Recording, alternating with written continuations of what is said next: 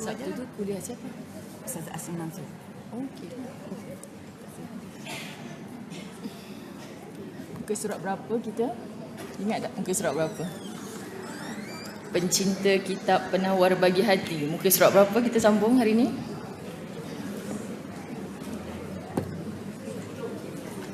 Muka surat sampai 9 ke? Ha? Hari ni 10. Betul.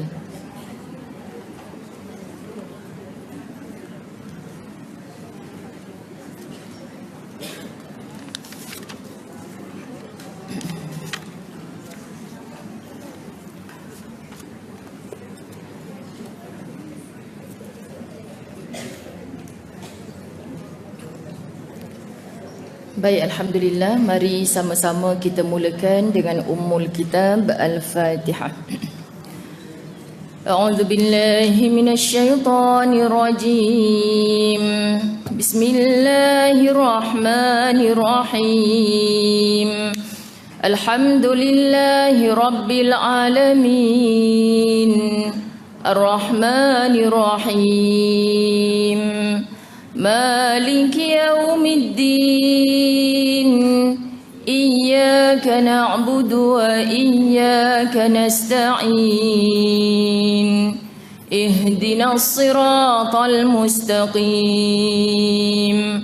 صراط الذين أنعمت عليهم غير المغضوب عليهم ولا الضالين.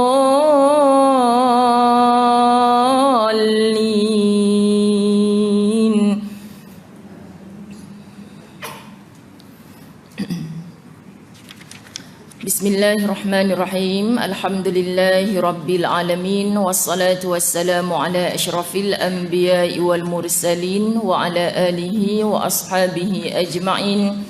Rabbi shrah li sadri wa yassir li amri wahlul 'uqdatam min lisani yafqahu qawli. Rabbi yassir wa la tu'assir ya karim. Rabbi zidni ilma warzuqni fahma. Assalamualaikum warahmatullahi wabarakatuh. Apa khabar semua? Alhamdulillah. Syukur pertemuan kita pada 8 Ramadan. Isnin bertemu dengan Isnin. Telah selesai seminggu Ramadan kita. Apa khabar Ramadan? Okay, Alhamdulillah. Penghuni Ramadan itu yang menjawab Alhamdulillah. Maka seharusnya muslimat dirahmati Allah, tidak ada hari-hari dalam Ramadan tanpa Al-Quran. Walaupun mungkin hari ini bukan juzuk yang ke-8, tapi beritahu pada diri tidak ada hari tanpa Al-Quran.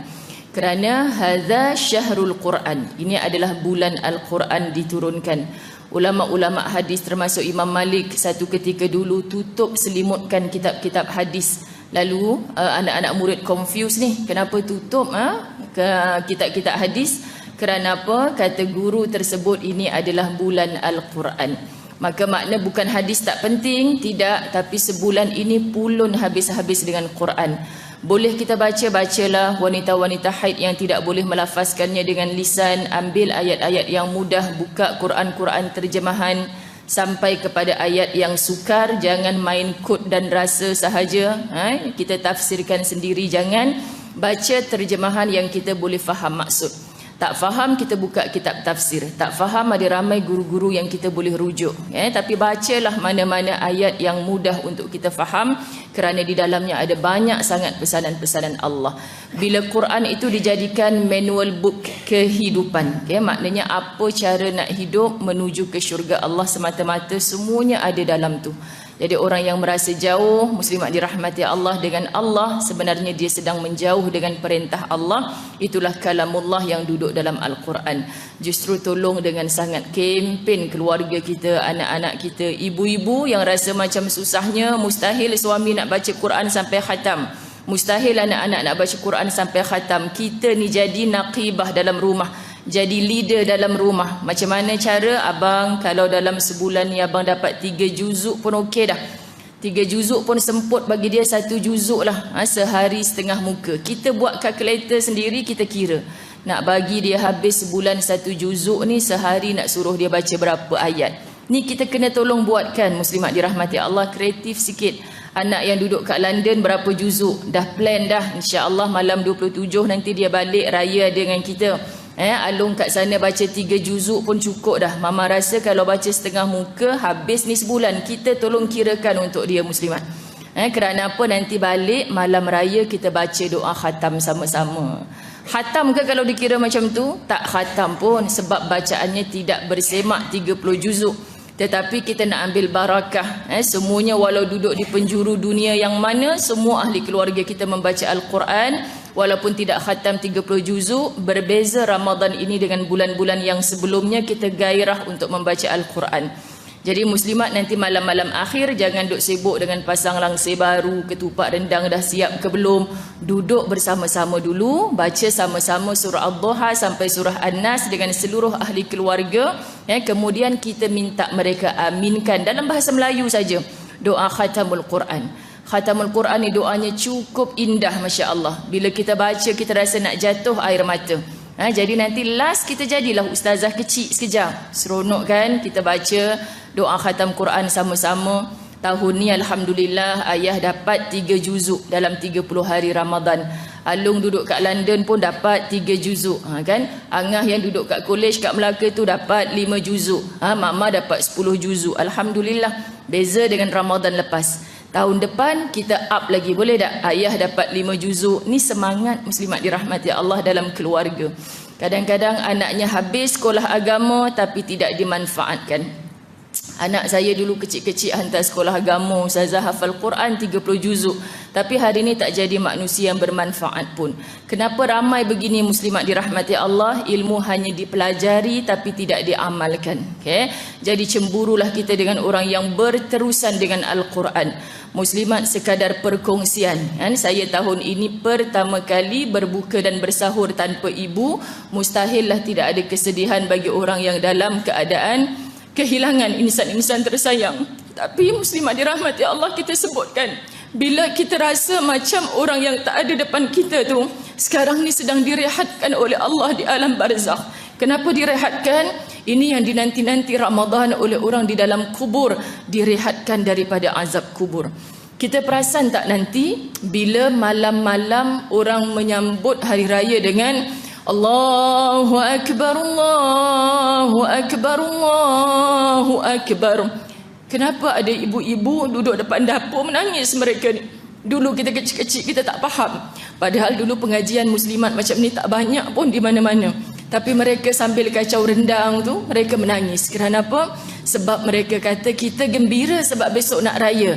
Tapi orang dalam kubur kembali menangis. Kerana azab Allah Subhanahu Wa Taala untuk mereka yang di alam barzakh telah bermula kembali. Ini rahmat Ramadan, muslimat dirahmati Allah.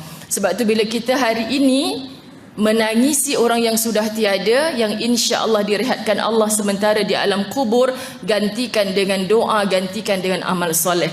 Itu sebab Jumaat lepas 5 Ramadan saya hantar bapa saya ke masjid asar.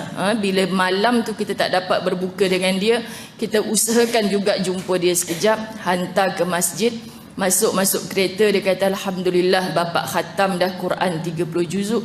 Kita pun sebut khatam baca daripada berapa Syakban tu pak? Tak, daripada 1 Ramadan. Muslimat terkedu kami berdua ni. Seorang ustaz, seorang ustazah duduk depan, belakang ni bapa yang bukan ustaz pun. Kerana apa muslimat? Kita bukan tak tahu dia dalam keadaan bersedih. Tapi sedihnya bukan dia tak bangkit dengan ibadah. Ada ramai orang sedih tapi membunuh semangat dia untuk beribadah makin dekat dengan Allah. Maka inilah yang paling diseronokkan oleh syaitan. Syaitan datangkan rasa sedih, syaitan datangkan rasa lemah semangat bila kehilangan orang tersayang. Tapi rupa-rupanya lagi dia sedih, lagi dia gandakan bacaan Quran. Kalau dulu memang biasa dalam sebulan Ramadan dia khatam lebih sekali Quran. Tapi memang terkejut sungguh saya bila 5 hari boleh khatam Quran.